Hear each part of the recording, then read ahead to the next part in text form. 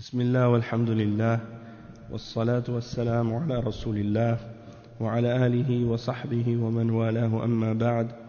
On commence aujourd'hui le cours numéro 63 dans l'explication du livre de Cheikh al-Islam ibn Taymiyyah rahimahullah al-Ubudiyya avec les explications de Cheikh Salih al-Fawzan hafidhahullah ta'ala. Bon, j'ai dit le cours 63, il y a eu un petit peu de mélange dans les derniers cours. Quand j'ai mis le site à jour, dernièrement, j'ai commencé à éditer les audios, et à partir des cours à peu près 55, j'ai vu qu'il y avait un problème dans la numérotation, donc il y aura peut-être un décalage. Il y aura peut-être un décalage dans les numéros. Donc 55, ça va. Après, j'avais écrit le cours suivant, j'avais dit encore numéro 55. C'est-à-dire j'ai fait 2 fois le cours 55, mais c'est-à-dire c'est pas le même cours, mais c'est le numéro qui est pas bon. Donc j'ai fait la correction par la suite. Et puis donc là, ensuite de ça, les numéros sont bien, sauf que disons que dans les cours, dans les numéros que j'ai mentionnés dans le cours, c'est pas le bon numéro. Mais dans l'ordre des cours enregistrés, les numéros des fichiers ou de chaque fichier, il est correct. D'accord? Donc on est officiellement, Inch'Allah, au cours 63. Même si dans les audios précédents, ça aurait été le cours 62. Donc, pour commencer, on est rendu, comme on avait expliqué dans les cours précédents, le cheikh, il expliquait les différentes sortes de fana. Et il expliquait que les soufis, ils divisent les gens en 3 catégories. Et c'est bizarre parce que dans le livre de Al-Furqan, on était en train d'expliquer un petit peu une chose qui correspond à ça, ou qui a à peu près un sens rapproché à ça, dans le sens que dans Al-Furqan, on était en train d'expliquer la position des soufis par rapport au qadar.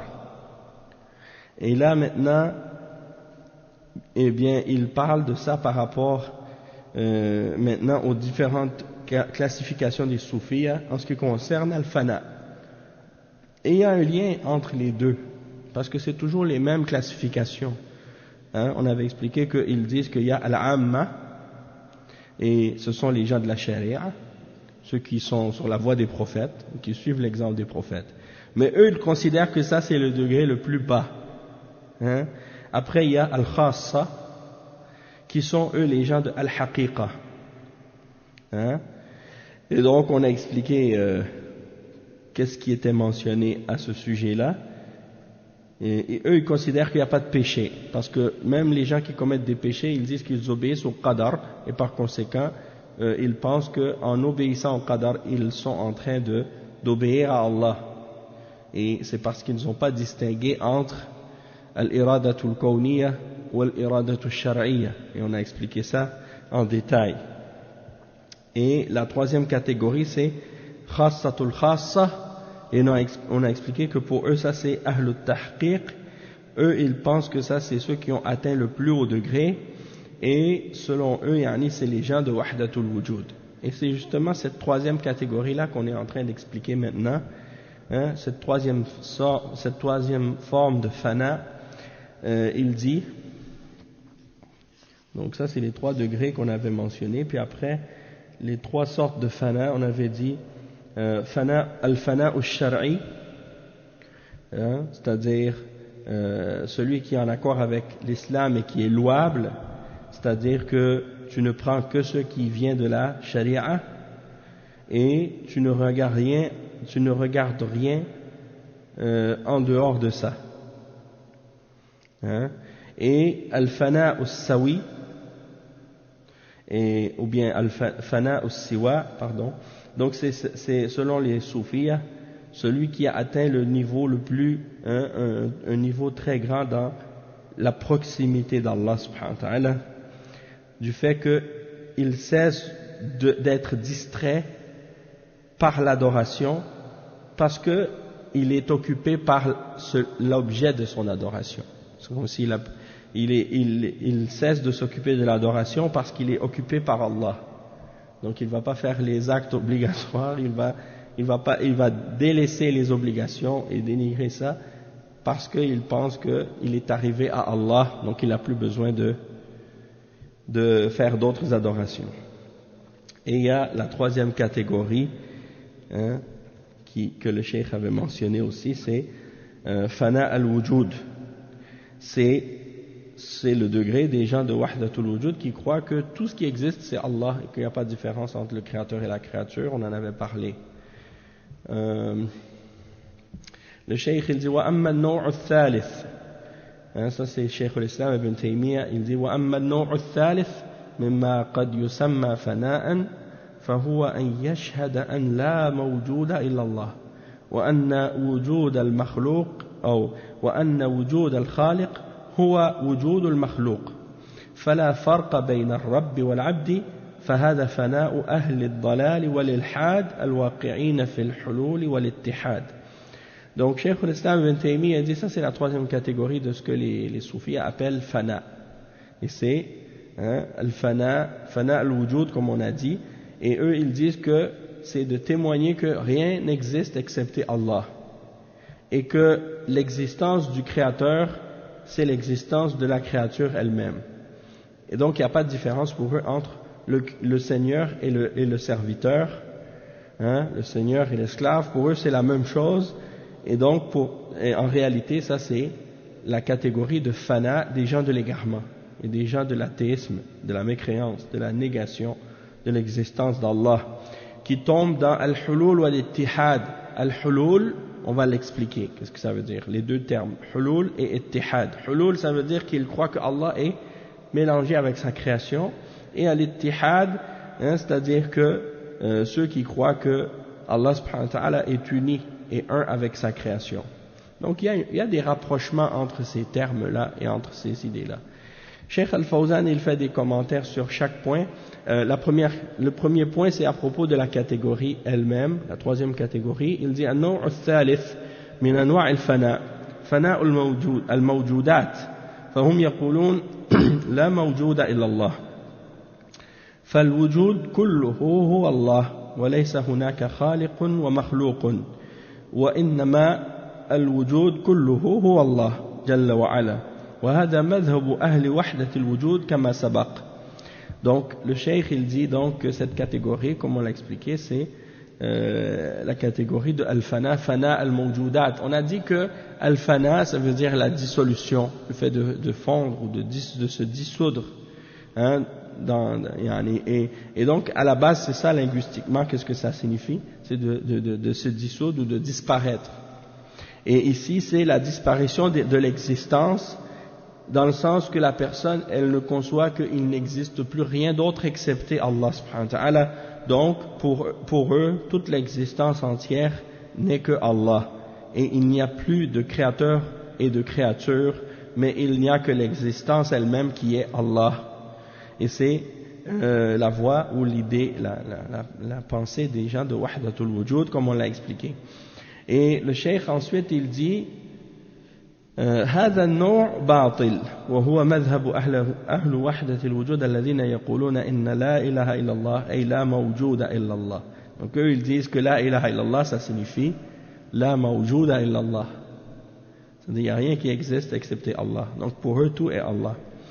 فالذي يرى أن الكون فيه موجود آخر مشرك عندهم أما من يرى أن الكون كله هو الله ليس هناك مخلوق وخالق فهو الموحد عندهم نسأل الله العافية وهذا كفر وضلال وإلحاد إذ يرون أن لا فرق بين الخالق والمخلوق وأن أي شيء عبدته فقد عبدت الله لأنه هو الله فلو تعبد الكلب وتعبد القط وتعبد البقر وتعبد الشمس والقمر كلها هي الله. Allah al-Musta'an. Donc le cheikh il dit cette catégorie là elle est fausse, comme on l'a expliqué, c'est la voix des gens de Wahdatul Wujud qui disent que la ilaha illallah signifie qu'il n'y a rien qui existe excepté Allah. Donc celui qui considère selon eux que dans l'univers, dans la création, il y a une autre existence que Allah, il le considère comme étant un mushrik. C'est-à-dire celui qui considère qu'avec le Créateur, il y a autre chose, c'est-à-dire qu'il y a la créature, qu'il y a deux choses qui existent, le Créateur et la créature, pour eux c'est un mushrik. Parce que eux, ils considèrent qu'il n'y a qu'une seule existence qui existe, et c'est seulement Allah. Il n'y a pas de créateur et de créature. Donc, eux, ils disent, si tu vois qu'il n'y a pas de créateur ni de créature, mais qu'il n'y a que Allah, alors dans ce cas-là, c'est toi qui es sur le tawhid, nasallallahu al-afiyah. Et le cheikh, il dit, et ça c'est de la mécréance et de l'égarement, et de la déformation et de la déviation. Et il voit qu'il n'y a pas de différence entre le créateur et la créature, et que n'importe quelle chose que tu adores, peu importe qu'est-ce que tu adores, eh bien, si tu l'adores, pour eux, ça veut dire que tu as adoré Allah. Donc ils disent, par exemple, si quelqu'un il adore le chien, ou il adore le chat, ou il adore une vache, ou il adore le soleil ou la lune, c'est pas grave, parce que de toute façon, toutes ces choses-là, c'est Allah. Allah al-Musta'an. Et ça, c'est la croyance en réalité de qu'est-ce que les kuffars appellent parfois le panthéisme. C'est-à-dire que même chez les hindous aujourd'hui, tu vas voir, ils ont plein de divinités, puis ils disent par exemple que toutes ces divinités-là, de toute façon, c'est des différentes manifestations d'Allah. Donc si tu adores une vache, tu n'adores pas la vache elle-même, mais tu adores Allah qui est dans cette vache, ou bien la statue, tu n'adores pas la statue elle-même, tu adores Allah qui est manifeste dans cette vache. Et parfois tu vas parler avec des chrétiens, et quand tu vas leur dire, pourquoi vous vous mettez à genoux devant la statue de Jésus ou de Marie ou d'un autre saint pour l'adorer, et eux ils disent, nous on n'adore pas la statue, c'est pas la statue elle-même qu'on adore, mais c'est uniquement une représentation ou une manifestation de l'existence d'Allah, ou bien une représentation de Jésus pour nous concentrer dans la prière, ou bien ils disent que de toute façon Allah il est dans toutes choses, il est présent dans toute la création, donc si on adore cet objet-là, c'est pas elle-même qu'on adore, c'est Allah derrière. Donc la base du shirk, c'est ça exactement. Cette idéologie-là, elle existe depuis longtemps, et c'est une idée par laquelle les mushrikines essaient de justifier l'idolâtrie et le shirk. Et ça ouvre les portes au shirk. Et les ulama comme Cheikh l'Islam et d'autres également, ils ont mentionné que toute personne qui fait du shirk ou qui pratique le shirk, il va toujours essayer de justifier par une raison, une explication rationnelle quelconque, ce qu'il fait comme shirk. C'est-à-dire qu'ils essaient toujours d'utiliser une rationnelle, quelque chose de rationnel, ou un argument quelconque pour essayer de justifier le shirk qu'ils font. D'accord? Donc il ne faut pas s'étonner de ça, c'est juste qu'il faut savoir comment le réfuter et comment leur montrer que qu'est-ce qu'ils mentionnent est faux. Et la meilleure façon de leur montrer que cette chose-là qu'ils font est faux et que c'est quelque chose qui est shirk, c'est en réalité de leur expliquer que les mushrikines de l'époque du prophète sallallahu alayhi wa sallam, ils faisaient la même chose. Ils priaient à des statues, ils priaient à des idoles, ils priaient à des hommes pieux, ils priaient à des anges, ils priaient à des saints, ils priaient à des astres ou à des étoiles ou des choses de ce genre. Et c'est ça que Allah subhanahu wa ta'ala a déclaré comme étant shirk. Peu importe l'explication ou la raison que tu essaies de justifier, ou que tu essaies d'utiliser pour justifier qu'est-ce que tu fais, l'acte en elle-même reste du shirk. Donc ça ne va pas changer, peu importe l'explication ou la raison que tu prétends essayer de donner à ce que tu fais. D'accord? Donc c'est ça en fait la façon de les réfuter. La réalité de ce qu'ils font ne change pas par le fait qu'ils essaient de l'expliquer ou de le justifier rationnellement. La réalité c'est que lorsque tu le vois en train de se prosterner devant une statue, eh bien tu le vois se prosterner devant une statue. Il ne peut pas prétendre autre chose. Et attends juste une minute. Le cheikh il dit ومن ترك دين الأنبياء وقع في مثل هذا ومن ترك الحق وقع في الباطل فماذا بعد الحق إلا الضلال. توحيد الأنبياء والمرسلين هو معنى لا إله إلا الله. قال تعالى لا إله إلا أنا فاتقون، لا إله إلا أنا فاتقون. فينبغي لطالب العلم أن يعرف هذه الأمور لأنهم يروجونها على الناس، فالذي ليس عنده بصيرة ربما يعتقد صحتها ولا سيما وأنها تصدر من أناس عباد ويتمسحون بالعلم فيغتر بهم الجاهل. Donc le cheikh il dit, donc celui qui délaisse la religion des prophètes, eh bien il va tomber dans ce genre de choses, dans ce genre de croyances et dans ce genre de shirk. Celui qui délaisse la vérité, eh bien il va tomber dans le faux. Il n'y a pas une chose, il n'y a pas un espace intermédiaire entre la vérité et le faux. C'est soit la vérité ou le faux. Donc si quelqu'un quitte la vérité, ça veut dire qu'il est automatiquement tombé dans ce qui est bâtil. Et Allah subhanahu wa ta'ala il dit فَمَاذَا بَعْدَ الْحَقِّ إِلَّا الضَّلَالِ. Qu'y a-t-il après la vérité excepté le faux? C'est le verset 32 dans Surat Yunus. Et le tawhid des prophètes et des messagers, c'est la vraie signification de la ilaha illallah. C'est de comprendre que rien ne mérite d'être adoré excepté Allah, peu importe peu importe la chose qui peut être adorée en dehors d'Allah. Et peu importe l'adoration qui est offerte à autre que Allah, dans tous les cas c'est du shirk. Et Allah subhanahu wa ta'ala il dit dans le verset 2 dans Surat An-Nahl, La ilaha illa ana fattaqoun. Il n'y a rien qui mérite d'être adoré excepté moi, alors préservez-vous contre mon châtiment.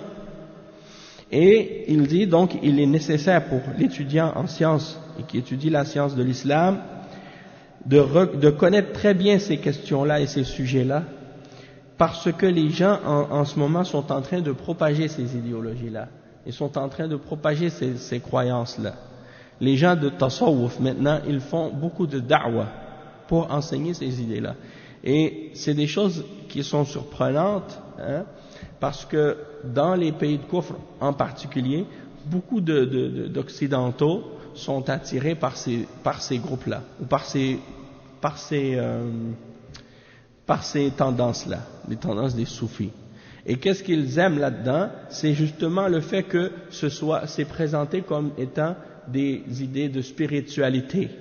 Et c'est parfois présenté comme étant des idéologies nouvel âge, un petit peu, comme si des spiritualités un peu libérales.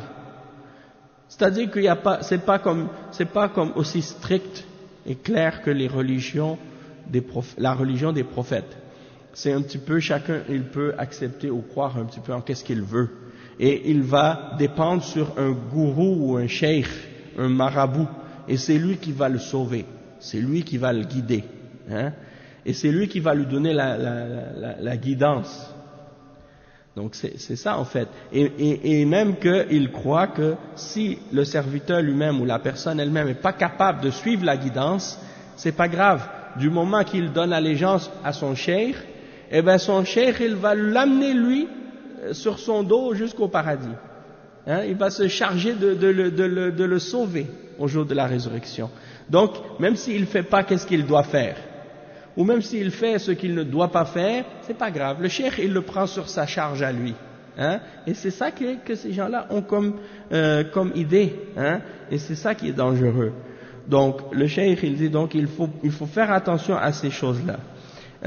Parce qu'il dit, celui qui n'a pas de compréhension et de connaissance de la religion, il va croire en la validité de ces idéologies-là, en particulier parfois le fait que ces gens-là qui parlent de ces choses-là sont des adorateurs, ou des gens qui se donnent une image d'être des gens pieux, des gens qui font beaucoup d'adoration, et aussi qui prétendent posséder de la science. Alors les gens sont facilement trompés par ces gens-là. La personne ignorante va être parfois trompée par ce genre de personnage. Et il y a aussi des gourous dans d'autres religions, c'est pas seulement chez les soufis, Même tu vois par exemple chez les hindous, hein, et chez les bouddhistes, ils ont eux aussi des gens comme ça, qui ont des gens qui les suivent et qui ils vivent en communauté, et puis il y en a toutes sortes de choses comme ça. Il y en a les gourous des différentes sectes, hein, différents groupes, et ces gens-là souvent c'est des athées, c'est des kuffars, hein, et ils se moquent des prophètes et de la religion des prophètes. Donc il faut faire attention à ces gens-là. Après le cheikh il dit, il explique le point suivant, fahuwa, non, donc on a expliqué ça. L'autre, fala farqa bayna ar-rabbi wal-abdi, fahada fana'u ahli ad-dalali wal-ilhad. Donc il dit, wahuwa, Cheikh Al-Fawzan il dit, wahuwa ashaddu anwa' ad-dalal, wa lam yaqul bihada ahadun ghayrahum. Donc il dit, c'est une des plus grandes formes d'égarement. La croyance en Wahdatul Wujud, c'est une des plus grandes formes d'égarement, et personne d'autre que ce groupe-là ont dit ce genre de position ou ce genre de parole. Après, il explique, il dit, ceux qui sont tombés dans Al-Hulul wa Al-Ittihad. Et le Cheikh Al-Fawzan, il dit, Al-Hulul, an ya'taqida anna Allah halun fi kulli shay, ay halun fi kulli al-makhluqat. Wa Al-Ittihad huwa an ya'taqida أن كل شيء هو الله فالاتحاد أشد ضلالا وكفرا من الحلول. Donc le cheikh il dit que le hulul c'est de croire que Allah est mélangé avec toutes choses et qu'il est à l'intérieur de toutes choses. Donc toutes les créatures, Allah est mélangé avec elles. De même que al-ittihad, c'est de croire que toute chose est Allah elle-même. Et ça c'est encore plus grave et plus égaré et plus kufr que al-hulul. Il y en a aussi parmi les soufis qui distinguent entre par exemple al-hulul al-am ou al-hulul al-khas. Par exemple, ils disent que Allah subhanahu wa ta'ala parfois il est plus présent en certaines personnes qu'en d'autres. Par exemple, ils vont dire par exemple que chez les shuyukh, hein, chez leurs shuyukh et leurs awliya, ils vont dire Allah il est plus présent que en d'autres personnes. Pourquoi? Parce qu'ils disent eux ils ont fait beaucoup d'exercices spirituels, hein, beaucoup de dhikr et beaucoup de trucs comme ça. Donc à cause de ces exercices-là, ils se sont purifiés au point qu'ils sont devenus un avec Allah, hein, ils ont atteint ce degré-là. Donc il y en a qui font des distinctions comme ça entre les personnes. Al-ittihad, ils disent, c'est-à-dire de croire que toute chose c'est Allah. Donc c'est la même chose, hein, c'est la même chose que Wahdatul Wujud d'une certaine façon. Mais il y a des petites nuances des fois entre ces idéologies-là, mais ça se ressemble et ça se rejoint dans certaines choses. Ensuite, le cheikh il dit, maintenant il parle de ceux parmi les soufis qui au début sont apparus avec la piété et le détachement de la dunya, mais qui n'ont pas eu des idéologies et des croyances d'égarement comme ceux qui sont venus après. Ils pouvaient parfois s'exprimer de certaines façons que si on écoute ou si on regarde leurs propos, ça pourrait être interprété comme étant des paroles qui ont le même sens que ce que les autres soufis ont dit par la suite. Sauf que pour les premiers, ça ne voulait pas dire ces significations qui sont fausses. Mais d'une certaine façon, on peut... Wa alaykoum salam wa rahmatullah. D'une certaine façon, moi je me dis, si quelqu'un ouvre la porte à l'utilisation de ce genre d'expression, eh bien ça peut, disons, être une porte ouverte pour faciliter justement les fausses interprétations. Parce que quand tu commences à utiliser des expressions qui sont ambiguës ou qui peuvent avoir un sens bon et mauvais en même temps, ça c'est toujours dangereux dans la religion.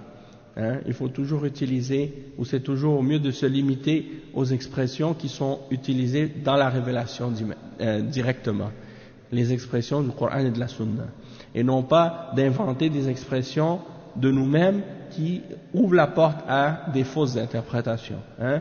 Donc le Cheikh Ibn Taymiyyah il dit ici والمشايخ المستقيمون إذا قال أحدهم ما أرى غير الله أو لا أنظر إلى غير الله ونحو ذلك فمرادهم بذلك ما أرى ربا غيره ولا خالقا غيره ولا مدبرا غيره ولا إلها غيره. Donc le Cheikh il dit Ibn Taymiyyah que les mashayikh qui ont été sur la droiture, lorsque l'un d'entre eux dit je ne vois rien d'autre que Allah ou je ne regarde rien d'autre que Allah, ou des paroles dans ce sens-là, qu'est-ce qu'ils veulent dire? Ils veulent dire qu'ils ne voient pas d'autre Seigneur que lui, ou qu'ils ne voient pas d'autre créateur que lui, qu'ils ne voient pas d'autre qui gère l'univers que lui, et qu'ils ne voient pas rien qui mérite d'être adoré autre que lui. Donc en fait ils disent ces paroles-là dans le sens du tawhid, tawhid al-rububiyya ou tawhid al-uluhiyya, d'accord? Tandis que les autres, eux, ils prennent ces propos-là dans le sens de leurs idéologies à eux, du fana, hein? Al-fana wa al-ittihad wa al-hulul. Et le Cheikh Al-Fawzan, il commente sur ce passage qu'on a lu maintenant de Ibn Taymiyyah, il dit فَمَقْصُودُ الْمُصَنِّفُ بِالْمَشَايِخ الْمَشَايِخ الْمُسْتَقِيمُونَ مِنْ أَهْلِ التصوف الذين عندهم استقامة وعبادة ولم يصلوا إلى هذا الضلال. فإذا قال أحد المشايخ المستقيمين لا أرى إلا الله ليس معناه أنه ليس في الكون إلا الله ولا موجود إلا الله كما تقوله الاتحادية، وإنما معناه أنه لا يعبد إلا الله ويتبرأ مما سواه فهو المستحق للألوهية، فيفسر كلامه بالتفسير الصحيح ولا يفسر بقول أهل وحدة الوجود. فمعنى لا أرى غير الله أي لا أرى مدبرا غير الله ولا إلها غير الله ولا مالكا غير الله وهذا المعنى صحيح. Donc il dit quand il parle des mashayikh ici, il parle des mashayikh qui ont été sur la droiture parmi les gens du tasawwuf, ceux qui étaient sur l'adoration et sur la droiture, qui s'accrochaient au Coran et à la Sunna.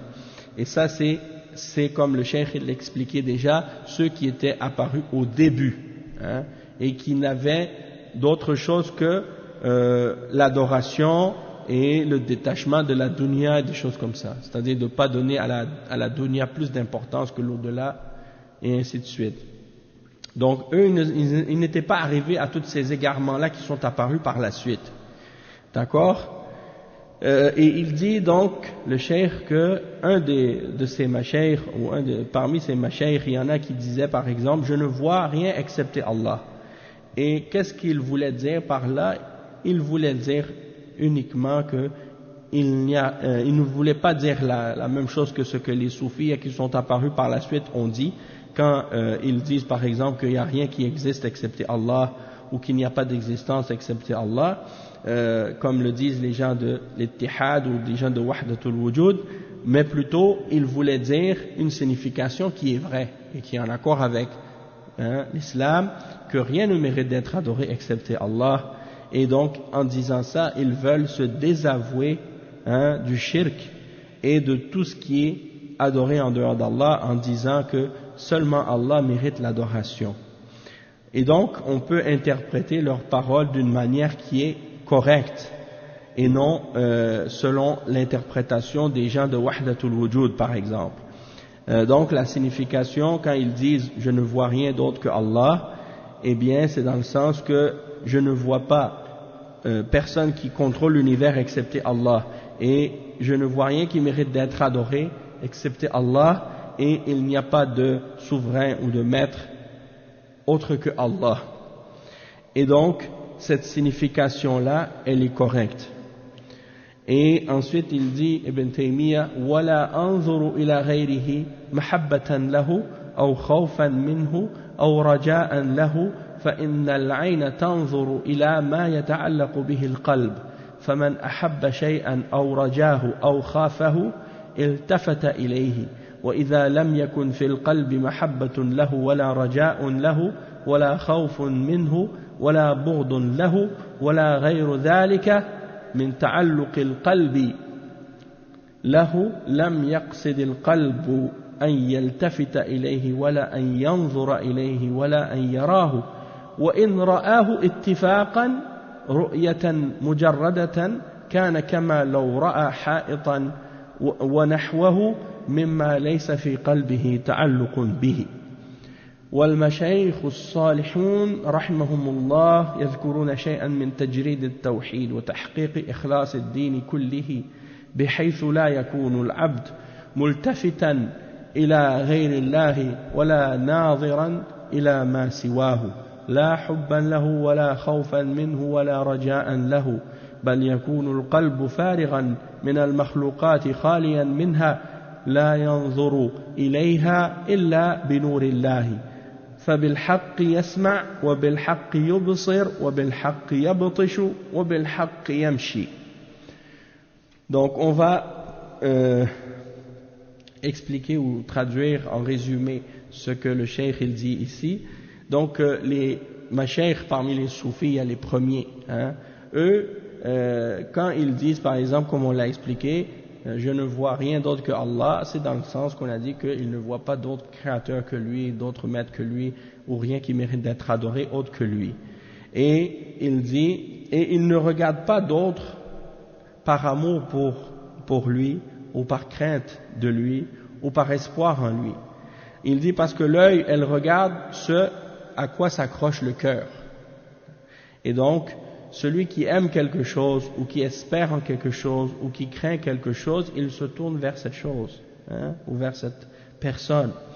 Et s'il n'y a pas d'amour dans le cœur, ni d'espoir, ni de crainte, ni de haine pour une chose, ou autre chose de ce genre, eh bien le cœur ne va pas s'accrocher à cette chose-là, et elle n'a pas d'intention de se tourner vers elle.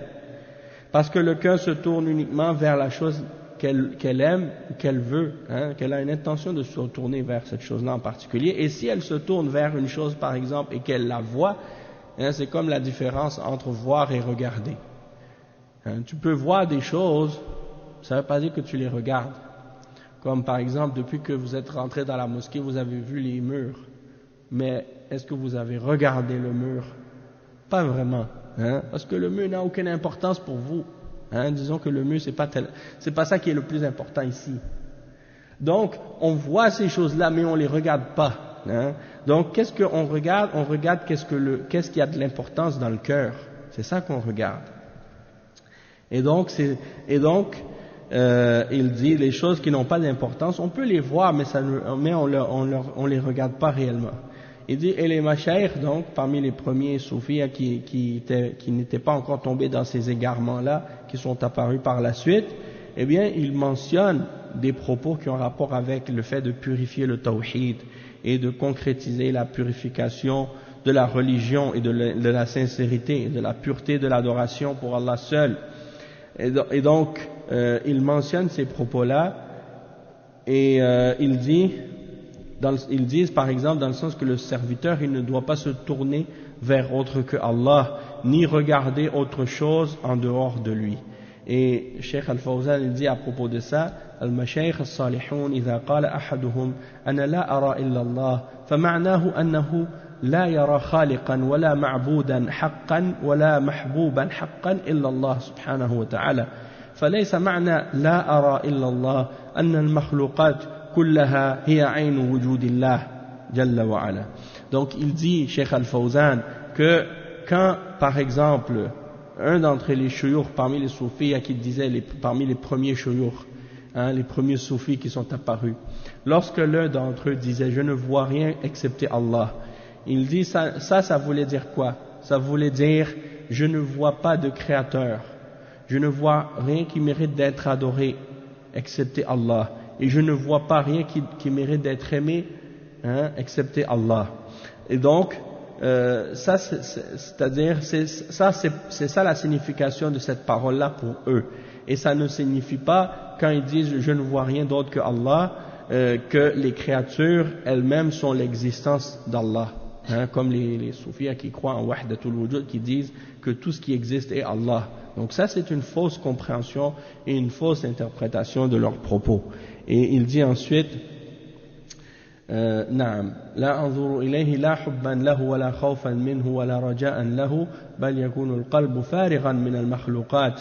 Donc c'est-à-dire que, comme on l'a expliqué, ils disent qu'ils voient rien d'autre que Allah, dans le sens qu'ils ne voient pas d'autres créateurs, ils ne voient pas de créateurs excepté Allah, ils ne voient pas de choses qui méritent d'être adorées excepté Allah, ni de choses qui méritent d'être aimées excepté Allah.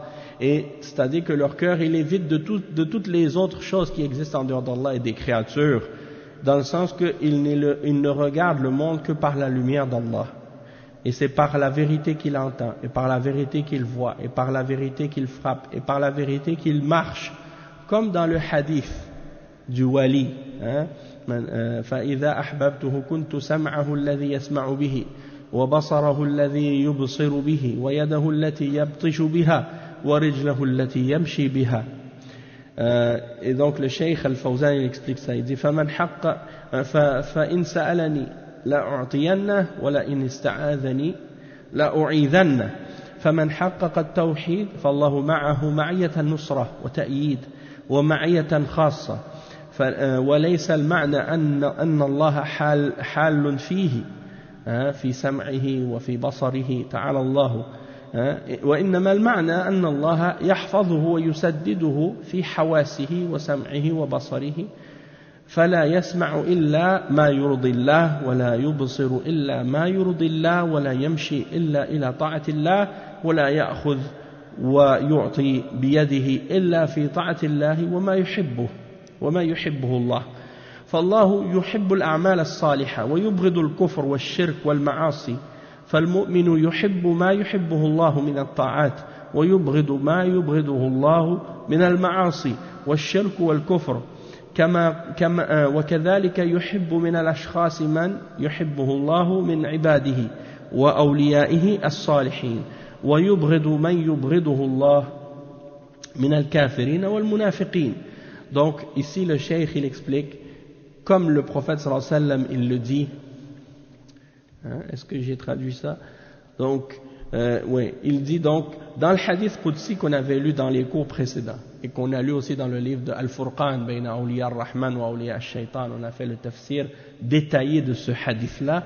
Ici le cheikh il l'explique en résumé, il dit donc quand Allah subhanahu wa ta'ala dit dans le hadith Qudsi, et lorsque je l'ai aimé je serai l'ouïe par lequel il entend, et la vue par lequel il voit, et la main par laquelle il frappe, et le pied par lequel ou la jambe par laquelle il marche, et s'il me demande, je lui donnerai, et s'il cherche refuge en moi, je vais lui donner refuge. Ça veut dire que celui qui a concrétisé et purifié son tawhid pour Allah, eh bien Allah subhanahu wa ta'ala sera avec lui d'une manière particulière, dans le sens qu'il va lui donner son support et son secours, et qu'il sera donc avec lui d'une façon spéciale et particulière. D'accord? Il dit, et ça ne signifie pas que Allah va être mélangé avec lui ou présent en lui, comme l'interprètent parfois certains parmi les soufis, qui pensent que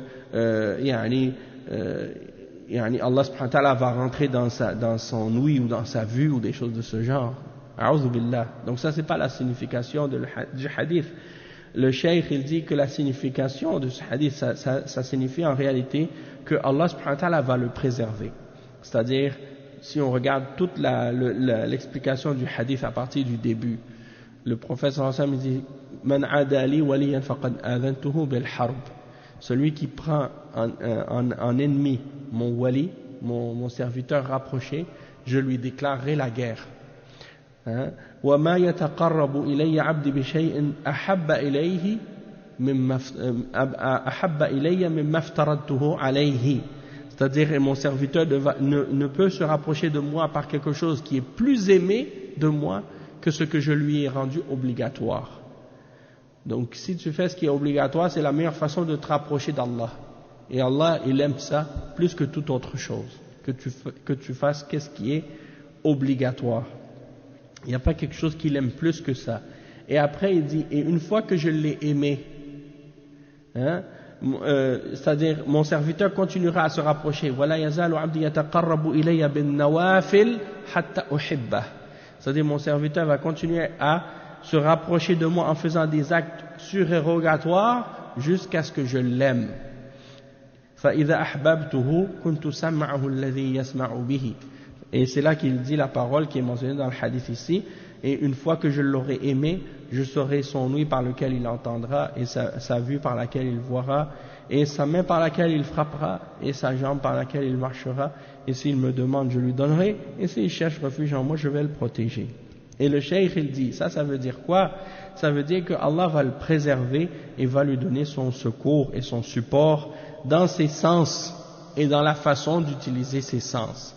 Comme par exemple, quand il va utiliser son ouïe et sa vue, il va uniquement écouter ce que Allah aime et ce que Allah agrée. Et il va uniquement regarder et voir ce que Allah agrée.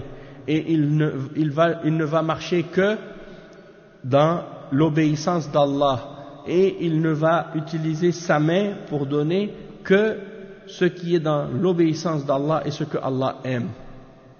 C'est ça que ça signifie, le hadith. Et il dit le cheikh que Allah subhanahu wa ta'ala aime les œuvres pieuses, les œuvres de vertu. Et il déteste la mécréance, le shirk et les péchés. Donc le croyant, il doit aimer ce que Allah aime parmi les actes d'obéissance, et il doit détester ce que Allah déteste parmi les actes de désobéissance, et le shirk et le kufr, et les innovations et les bid'a et tout ça. De même qu'il doit aimer parmi les personnes celui que Allah aime, parmi ses serviteurs et ceux qui sont rapprochés de lui parmi les pieux, et il doit détester parmi ceux que Allah déteste, les mécréants, les hypocrites, les mushrikines, et ainsi de suite. Donc, ça c'est l'explication que le cheikh a mentionné à ce sujet-là. Après il dit فَيُحِبُّ مِنْهَا مَا يُحِبُّهُ اللَّهُ وَيُبْغِضُ مِنْهَا. Donc ça c'est, je reviens avec le texte de Ibn Taymiyyah. Il dit فَيُحِبُّ مِنْهَا مَا يُحِبُّهُ اللَّهُ وَيُبْغِضُ مِنْهَا مَا يُبْغِضُهُ اللَّهُ وَيُوَالِي مِنْهَا مَا وَلَّاهُ اللَّهُ وَيُعَادِي مِنْهَا مَا عَادَاهُ اللَّهُ وَيَخَافُ اللَّهَ فِيهَا وَلَا يَخَافُهَا فِي اللَّهِ ويرجو الله فيها ولا يرجوها في الله فهذا هو القلب السليم الحنيف الموحد المسلم المؤمن العارف المحقق الموحد بمعرفة الأنبياء والمرسلين وبحقيقتهم وتوحيدهم. Donc ici le cheikh il explique la suite. Le cheikh il explique la suite de son explication. Il dit donc que celui-là, c'est-à-dire le croyant qui a atteint ce niveau de la foi,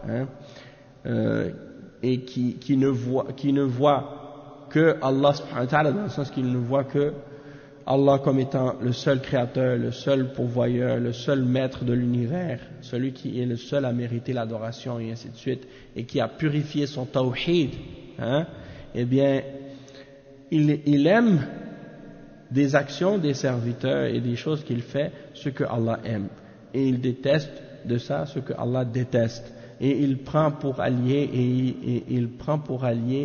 de ces choses, de ces personnes et de ces actions ce que Allah a pris pour allié, et il prend pour ennemi ce que Allah subhanahu wa ta'ala a pris pour ennemi, et il craint Allah dans ces choses-là, et il ne craint pas ces choses-là en Allah, et il espère en Allah dans ces choses-là, et il n'espère pas en elles, il n'espère pas ces choses-là en Allah. Et c'est ça le cœur qui est pur, le cœur qui est hanif, qui s'écarte du shirk, qui se tourne vers Allah seul, le cœur du muwahhid, celui qui est sur l'unicité d'Allah et le tawhid, le cœur du musulman qui est soumis à Allah, et le cœur du croyant, le cœur de celui qui connaît Allah subhanahu wa ta'ala et qui a concrétisé le tawhid et purifié son tawhid avec la connaissance des prophètes et des messagers et par et selon la réalité de qu'est-ce que ces messagers l'ont enseigné et selon leur tawhid. Et le Cheikh Al-Fawzan explique le cœur sincère, le cœur pur, qu'est-ce que ça veut dire.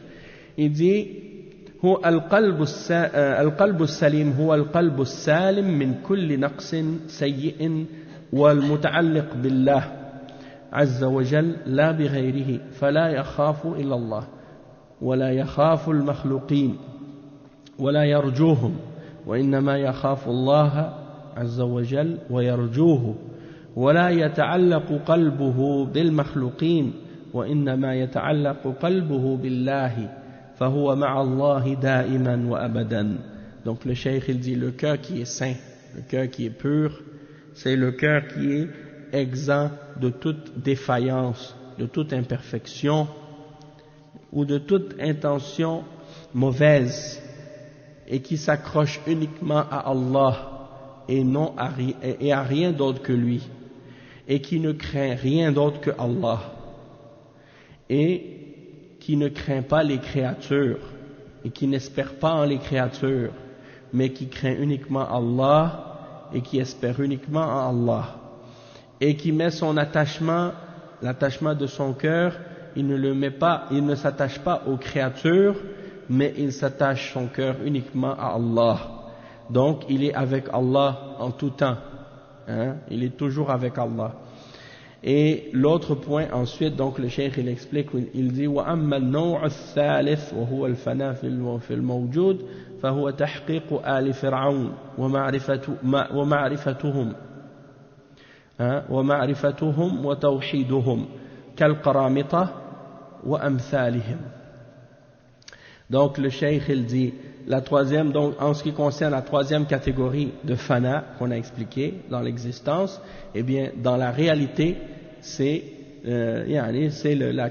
la réalité des gens de Pharaon, des gens de Pharaon, et c'est leur connaissance et c'est leur tawhid. Le tawhid des gens de Pharaon c'est un tawhid qui est batil, qui est faux.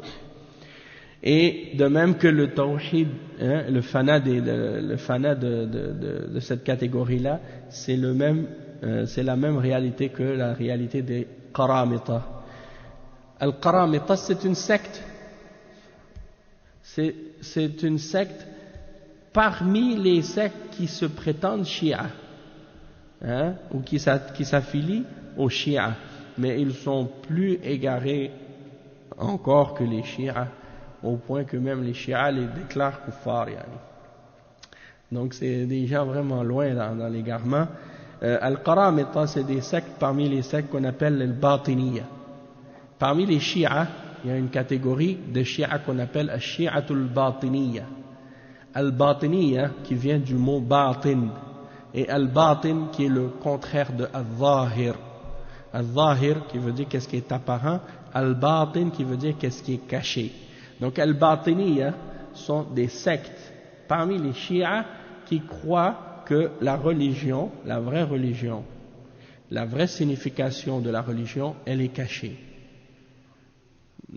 Ils disent que nous, on ne peut pas connaître la réalité de l'islam, c'est seulement eux qui connaissent la réalité de l'islam, et cette réalité-là, elle est cachée, et c'est seulement quelqu'un qui a été initié à leur secret qui peut la connaître réellement.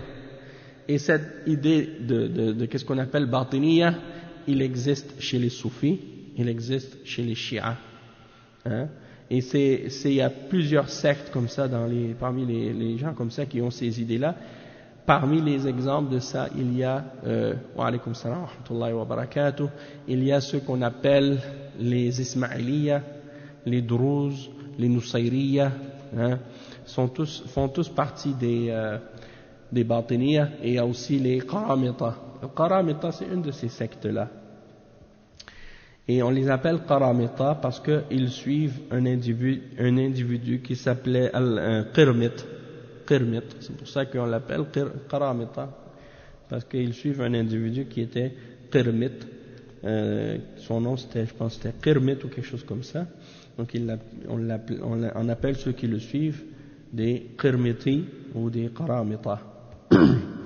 Donc pour revenir à des explications que Cheikh Al-Fawzan a données à propos de ces choses-là.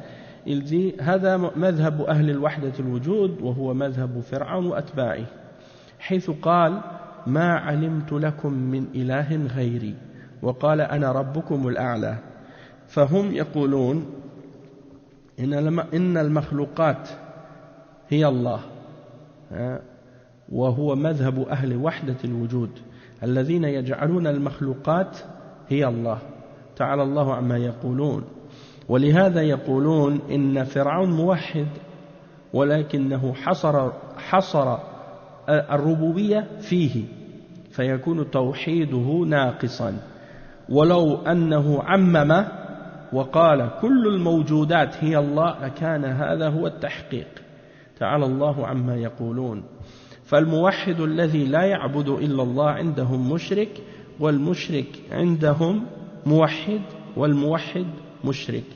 Donc le cheikh il dit que selon la croyance, donc ça c'est la croyance des gens de Wahdatul Wujud comme on l'a dit, ceux qui ne distinguent pas entre créateur et créature, ils disent que tout ce qui existe c'est Allah, puis il n'y a pas de différence entre le créateur et la créature. Donc ça c'est une voie et une croyance qui est déviée complètement kufr.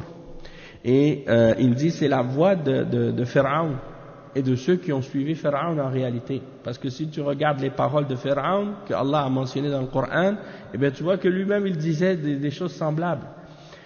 Par exemple, dans le verset 38 dans Surat Al-Qasas, Allah subhanahu wa ta'ala il cite Pharaon et ses propos. Il disait Ma alimtu lakum min ilahin ghayri. C'est-à-dire je ne connais pour vous aucune autre divinité que moi. Je ne connais pour vous aucune autre divinité que moi.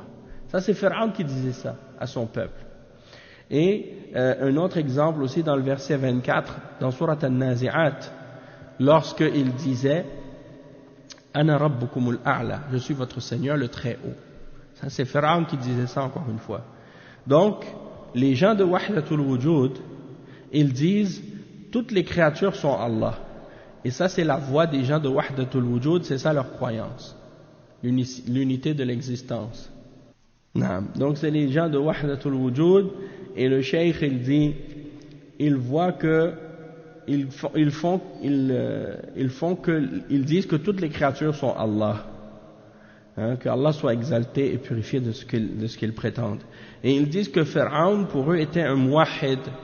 Ils disent Pharaon pour eux était un muwahhid, c'était quelqu'un qui était sur le tawhid, sauf que il a limité la rububiyya à lui seul.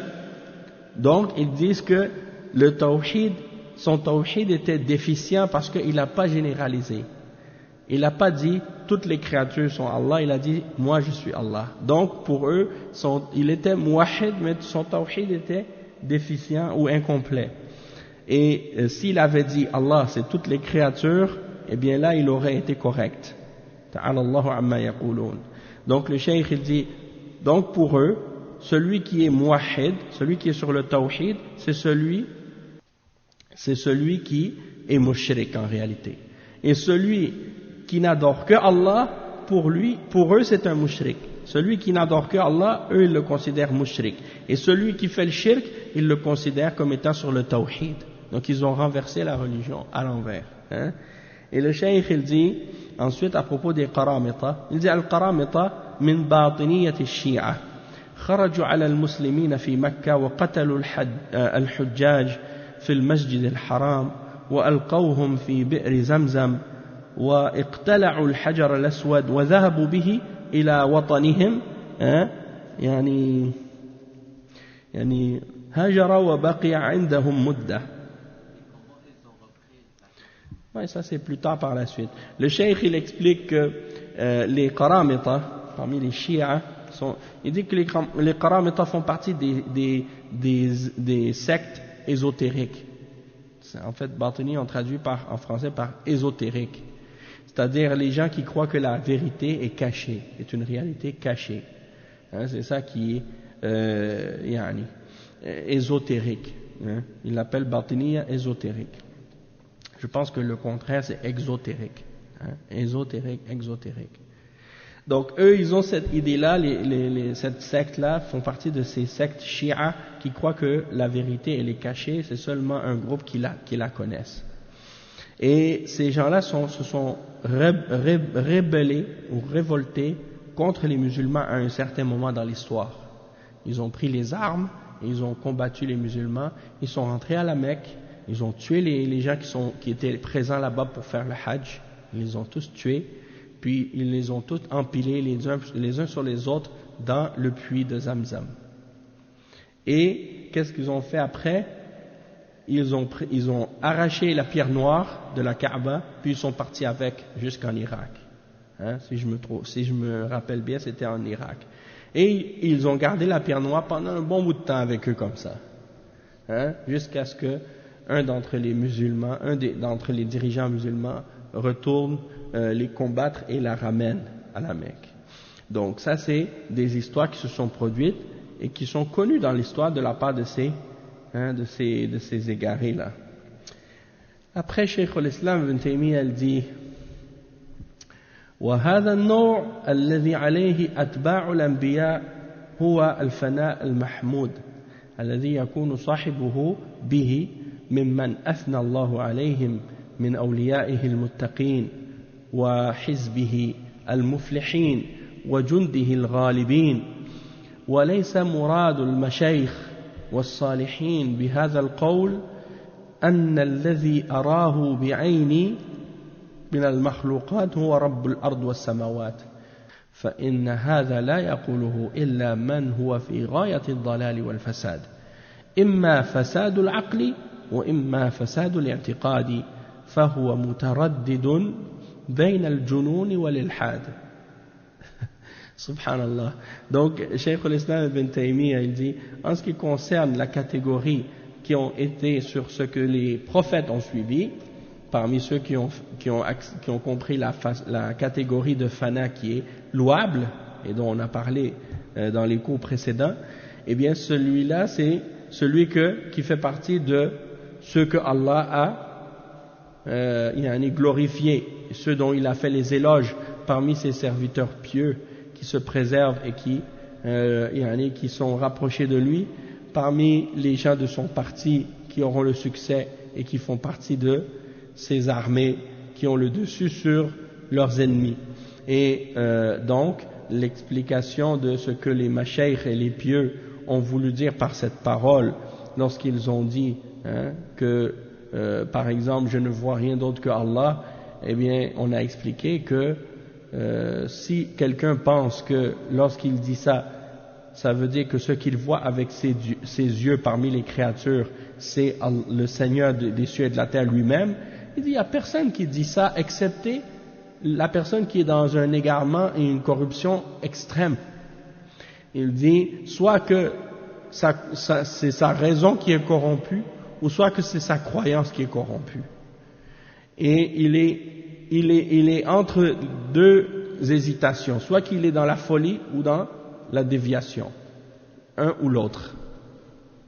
Et donc, le cheikh il dit, وكل المشايخ الذين يقتدى بهم في الدين متفقون على ما اتفق عليه سلف الأمة وأئمتها من أن الخالق سبحانه مباين للمخلوقات وليس في مخلوقاته شيء من ذاته ولا في ذاته شيء من مخلوقاته وأنه يجب إفراد القديم عن الحادث وتمييز الخالق عن المخلوق وهذا في كلامهم أكثر من أن يكون ذكره هنا أكثر من أن يمكن ذكره هنا.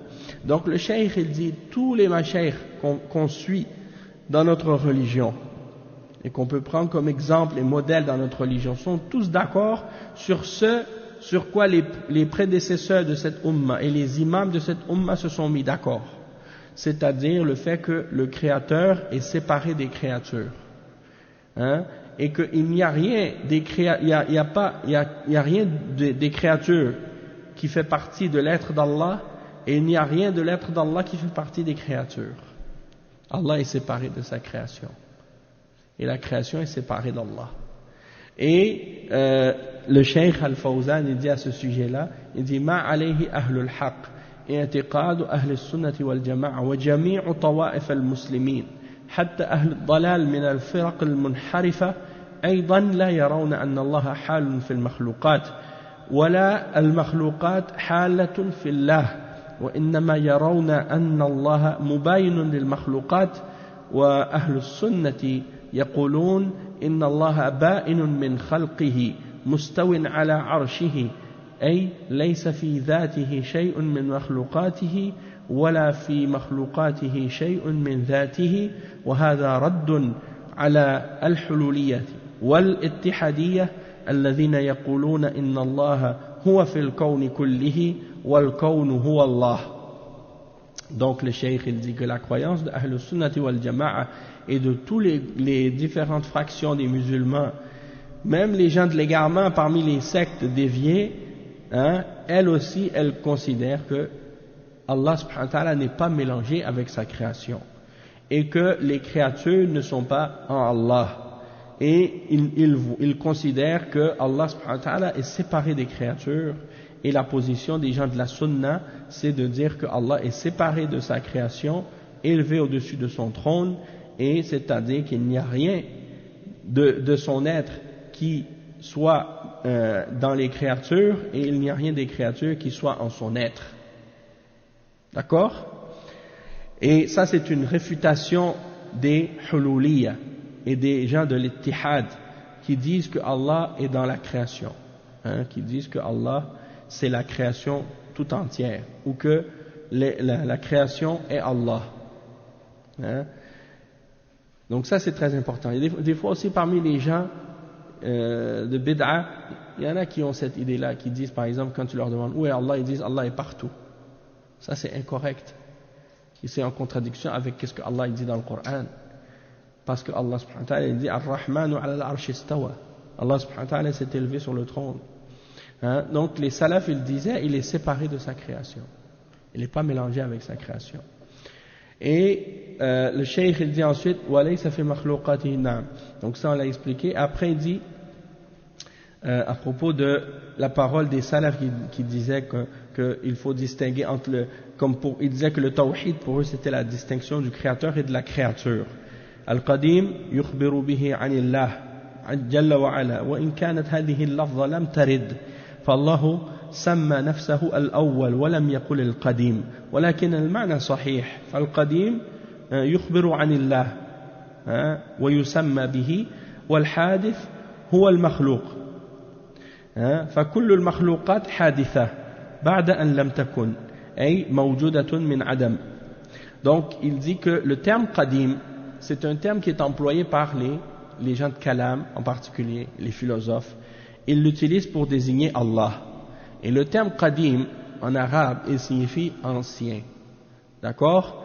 Et le cheikh il explique que ce terme là il l'utilise pour désigner Allah. Mais en réalité c'est pas un terme qui a été mentionné dans la révélation. On ne le retrouve pas attribué à Allah ni dans le Coran ni dans la Sunna. Sauf que qu'est-ce que le terme qui est employé dans la révélation pour désigner ce sens là c'est al-awwal. Parce que Allah subhanahu wa ta'ala huwa al-awwal wa al-akhir.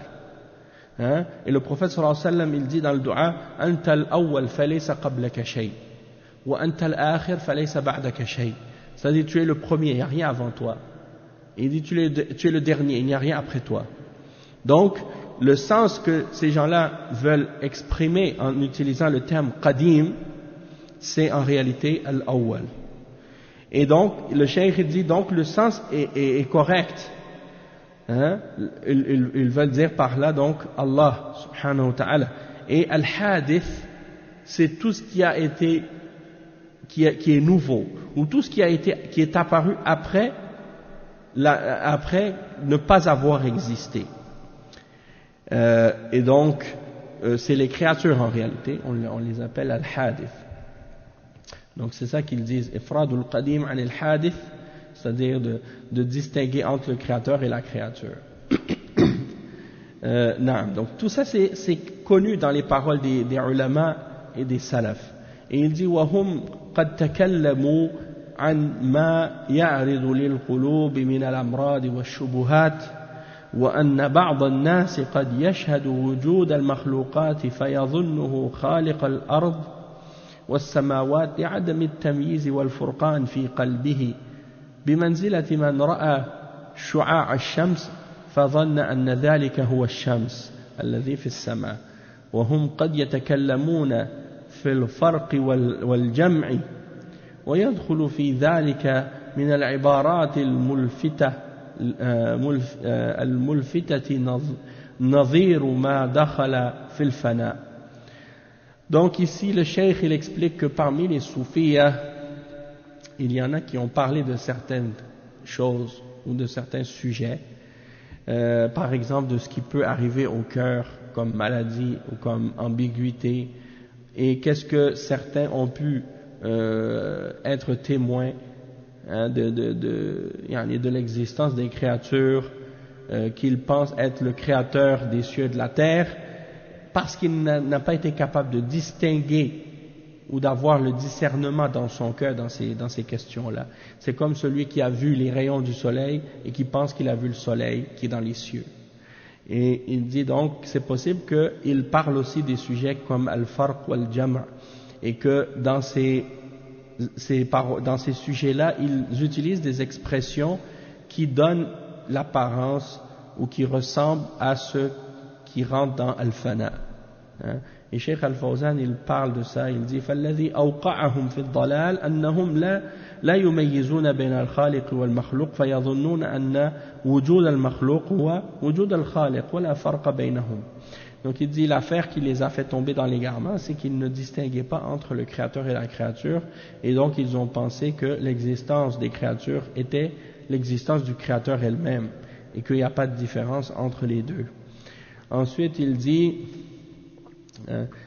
فإن العبد إذا شهد التفرق والكثرة في المخلوقات يبقى قلبه متعلقا بها ومتشتتا ناظرا إليها متعلقا بها إما محبة وإما خوفا وإما رجاء فإذا انتقل إلى الجمع واجتمع قلبه على توحيد الله وعبادته وحده لا شريك له فالتفت قلبه إلى الله بعد التفاته إلى المخلوقين فصارت محبته لربه خوفه من ربه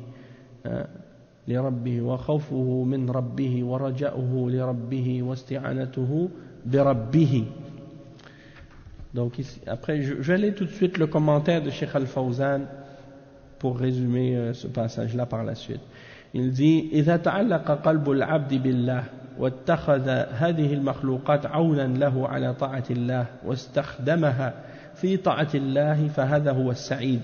أما إذا تعلق قلبه بالمخلوقات تعلق محبة وطمع ووله فربما تجذبه وتأخذه عن طاعة الله عز وجل. ولا يعني هذا أن نرفض الموجودات كلها لأنها مخلوقة لنا ولنستعين بها على مصالحنا وعلى عبادة الله وطاعته، ولكن القلب لا يتعلق بها بل يتعلق بالله عز وجل الذي أوجدها وسخرها، فإذا جمع قلبه وهمه على الله جل وعلا زالت عنه هذه الأمور وزال الانجذاب والالتفات إلى غير الله. وإذا نظر إلى المخلوقات نظر معجب بها وتفرق همه وتفرقت مطامعه وغفل عن الله عز وجل. نعم، نظر معجب بها تفرق همه وتفرقت مطامعه وغفل عن الله عز وجل. Donc il dit le cheikh ici que lorsque le cœur est accroché à Allah, il va prendre les créations qui existent et les créatures d'Allah comme quelque chose pour l'aider à obéir à Allah. Il utilise ce que Allah a créé comme un moyen pour s'aider à se rapprocher d'Allah. Il les utilise dans l'obéissance d'Allah. Tu comprends? Il utilise les choses que Allah a créées dans la création comme un moyen pour obéir à Allah et pour s'aider dans l'obéissance d'Allah. Et ça, c'est celui qui est heureux. Et ça fait penser aussi au hadith que le cheikh avait expliqué du prophète sallallahu alayhi wa sallam quand il dit « Ad-dunya mal'una wa mal'unatun ma fiha illa dhikrullah wa alimun wa muta'allim. Que la dunya elle est maudite et tout ce qui est dedans est maudit excepté un professeur et excepté le rappel d'Allah et un enseignant et quelqu'un qui apprend. Et il expliquait dans ce hadith-là, le cheikh, après que la dunya, c'est le champ de labour pour l'au-delà. Tout ce que tu sèmes dans cette vie, tu vas le récolter dans l'autre. Donc tu dois utiliser cette vie d'ici-bas comme un moyen pour acquérir et obtenir l'agrément d'Allah dans l'au-delà. Donc ça veut dire que tu dois l'utiliser dans l'obéissance d'Allah. Et si tu utilises ce que Allah a créé comme moyen pour te rapprocher d'Allah, eh bien ça c'est quelque chose de louable. Et donc dans ce cas-là, tu es quelqu'un d'heureux. Par contre, si ton cœur s'accroche aux créatures, et que tu as de l'amour et de la convoitise pour les choses de la dunya, peut-être que tu vas être attiré par ces choses-là et qu'elles vont te prendre et t'éloigner de l'obéissance d'Allah. Mais il dit, mais ça ne veut pas dire qu'on rejette complètement ce qui existe, mais ça veut seulement dire qu'on va pas l'accepter tout entière et s'accrocher dans notre cœur à ces choses-là.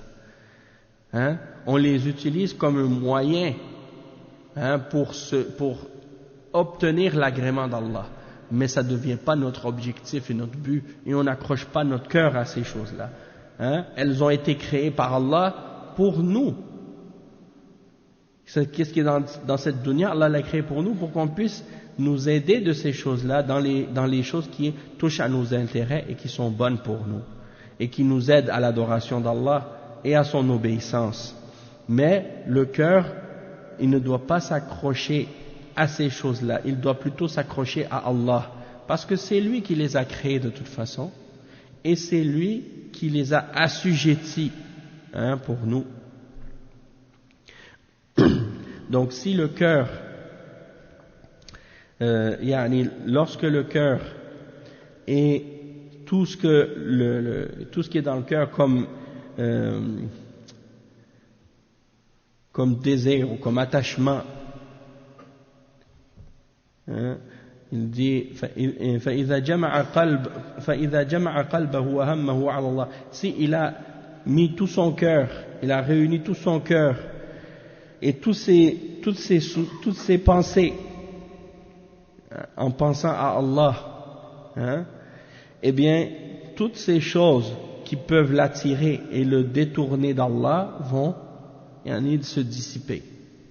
Il ne va pas leur donner d'importance, parce que pour lui, dans son cœur, ce qui a le plus d'importance, c'est Allah subhanahu wa ta'ala. Et si, par contre, il regarde les choses que Allah a créées, et il est ébloui par ces créatures-là, eh bien, dans ce cas-là, ses intentions et ce qu'il désire, ça va devenir dispersé, ça va devenir déchiré. Il va courir après ses passions et ses désirs, et ce qu'il souhaite, et il va négliger ou être insouciant vis-à-vis d'Allah subhanahu wa ta'ala. Donc ça c'est des passages, le cheikh il mentionne ces choses-là, des fois c'est des passages un petit peu disons subtils, comme on dit, subtils. Il y a beaucoup de subtilité là-dedans, et donc c'est pour ça que parfois l'explication elle doit être simplifiée. Il doit être clarifié. Et c'est pour ça que le Cheikh Al-Fawzan, il clarifie beaucoup ces significations-là et il les simplifie pour qu'on puisse les comprendre clairement.